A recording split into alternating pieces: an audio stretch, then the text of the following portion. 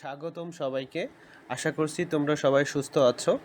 আজকে যে বিষয়ে আমি তোমাদের সাথে ডিসকাস করতে যাচ্ছি সেটা হলো determination of compressive strength of cylindrical and cube concrete specimen. তো এটা আমাদেরকে জানার জন্য আমরা অলরেডি এই এক্সপেরিমেন্টের থিওরিটিক্যাল বেসিকগুলো নেওয়ার চেষ্টা করেছি, প্রসিডিউরগুলো জানার চেষ্টা করেছি। আজকের এই ভিডিওতে বেসিক্যালি এটা হলো পার্ট 3 এই এক্সপেরিমেন্টের জন্য। তো আমরা আসলে এই ভিডিওতে জানার চেষ্টা করব আমরা যে কোনো একটা গ্রেডের কনক্রিটের ক্যালকুলেশনটা আসলে আমরা কিভাবে করতে পারি। তো সেটা খুব ভালোভাবে বোঝার চেষ্টা করব আশা করছি। অবশ্যই তোমাদের মনোযোগ থাকতে হবে এই ভিডিওর প্রতি। তো প্রথমত আমরা ধরে নিলাম যে আমরা আসলে ক্যালকুলেশন করতে চাই M15 কনক্রিটের জন্য। তো M15 কনক্রিট মানে বলেছিলাম যে এর কম্প্রেসিভ স্ট্রেংথ হচ্ছে 15 মেগাপ্যাসকেল, ঠিক আছে। আর মেগাপ্যাসকেল মানেই হচ্ছে নিউটন পার মিলিমিটার স্কোয়ার।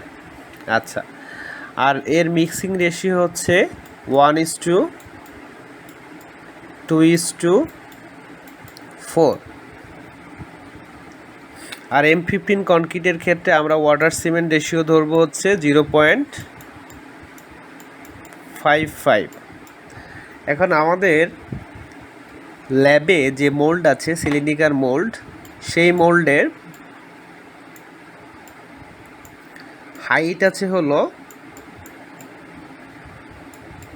8 ইঞ্চি এবং ডায়ামিটার আছে হচ্ছে 4 ইঞ্চি।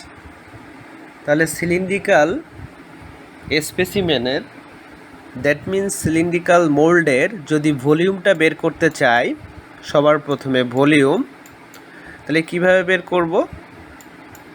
π/4 ডি স্কোয়ার ইন্টু হচ্ছে এইচ।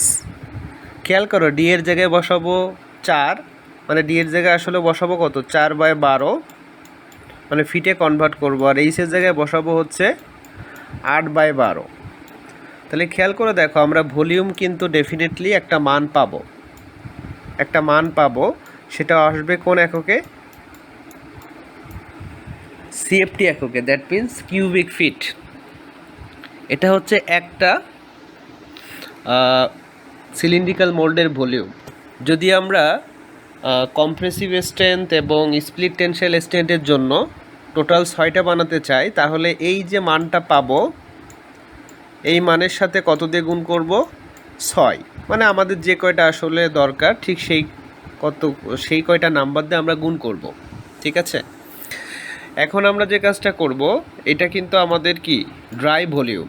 যদি আমরা ওয়েট ভলিউমটা বের করতে চাই, ওয়েট ভলিউম, ঠিক আছে, ওয়েট ভলিউমটা বের করার জন্য আমরা যে মানটা পেলাম এই মানের সাথে 1.54 গুণ করব। গুণ করলে ডেফিনেটলি আমরা একটা মান পাব। এখন আমরা যদি টোটাল ভলিউমটা বের করতে চাই, টোটাল ভলিউমটা বের করার জন্য যে কাজটা করতে হবে সেটা হচ্ছে আমরা যে ওয়েট ভলিউমটা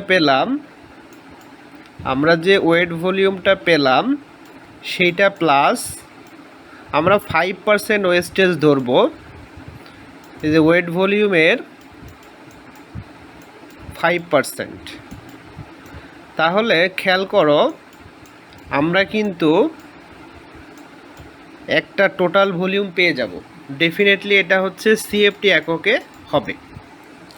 তাহলে আমরা টোটাল ভলিউমটা পেয়ে গেলাম। এখন আমাদের কাজ হচ্ছে সিমেন্টের পরিমাণটা বের করা, ঠিক আছে। প্রথমত আমরা বের করব কিসের পরিমাণ? সিমেন্ট। তাহলে আমাদের রেশিও আছে কি 1:2:4, দ্যাট মিনস 1 হচ্ছে cement, 1 divided by 1 plus 2 plus 4, that means total 7, into হচ্ছে কত? ইন্টু হলো আমাদের এখানে টোটাল যে আমরা ভলিউমটা পেলাম, দ্যাট মিনস হচ্ছে এক্স, করলে আমরা যে মানটা পাবো সেটা হচ্ছে সিএফটি এককে কোনো একটা মান পাবো, ঠিক আছে। সিএফটি এককে ধরে নাও সেটার মান পাইলাম ওয়াই। এখন এই ওয়াইয়ের মানটা আমরা প্রথমত আমরা জানি যে 1 ব্যাগ সিমেন্ট, যদি আমরা একটু লিখে নিই যে 1 bag cement is equal two 1.226 CFT অথবা 1.25 সিএফটি। তাহলে আমরা যদি এই সিএফটি থেকে ব্যাগে কনভার্ট করতে চাই, যে মানটা আমরা পেলাম, যেটা আমরা ধরলাম ওয়াই, সেই ভ্যালুটাকে যদি আমরা একটা কাজ করি যে 1.25 দিয়ে ভাগ করি, তাহলে কিন্তু আমরা ব্যাগে সিমেন্টের পরিমাণটা পেয়ে যাব। এখন ধরে নাও কত ব্যাগ পেলাম, ধরে নাও যে জেড ব্যাগ পেলাম, ঠিক আছে। এখন এই আবার একটা জিনিস জানি যে 1 ব্যাগ সিমেন্ট মানে হচ্ছে 50 কেজি। তো এই যে জেড ব্যাগ পেলাম, এই জেড ব্যাগকে যদি আমরা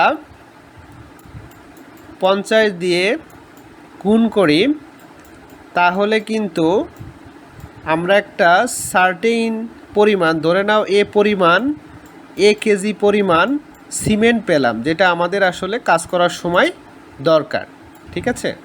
তো আমরা সিমেন্টের পরিমাণ বের করা শিখলাম। এখন আমরা যে কাজটা করতে চাই,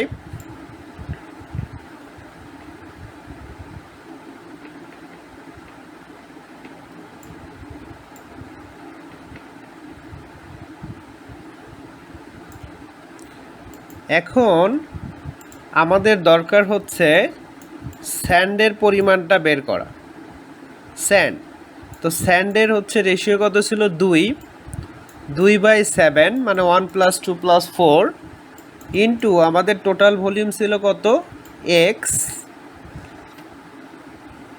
এখন একটা নির্দিষ্ট পরিমাণ মান পাবো, ভ্যালু পাবো, ধরে নাও সেটা হচ্ছে বি সিএফটি। তো এখন আমরা জানি যে সেটা হলো 1 সিএফটি